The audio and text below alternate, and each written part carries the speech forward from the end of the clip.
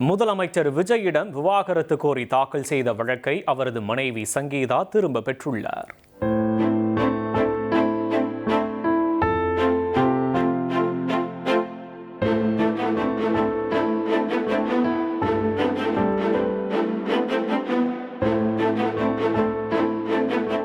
முதலமைச்சர் விஜய் சங்கீதா தம்பதிக்கு கடந்த 1999ஆம் ஆண்டு திருமணமான நிலையில் கருத்து வேறுபாடு காரணமாக விவாகரத்து வழங்க கோரி செங்கல்பட்டு குடும்ப நல நீதிமன்றத்தில் சங்கீதா மனு தாக்கல் செய்திருந்தார்.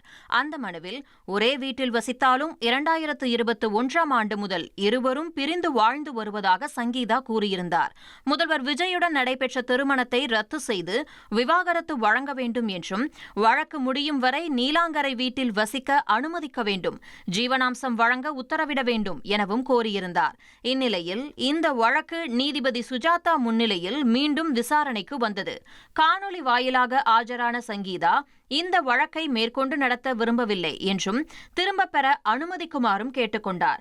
இதனை ஏற்றுக்கொண்ட நீதிபதி விவாகரத்து வழக்கை முடித்து வைத்து உத்தரவிட்டார். எதிர்காலத்தில் தேவைப்பட்டால் புதிதாக மனு தாக்கல் செய்ய சங்கீதாவுக்கு அனுமதி வழங்கியும் நீதிபதி உத்தரவிட்டுள்ளார். இனி செல்லும் இடமெல்லாம் செய்தி. தந்தி டிவியின் வாட்ஸ்அப் சேனலை ஃபாலோ பண்ணினா செல்ல இருக்கும் இடமெல்லாம் செய்தி. இதோ QR கோட் இப்பவே ஸ்கேன் பண்ணுங்க, ஃபாலோ பண்ணுங்க.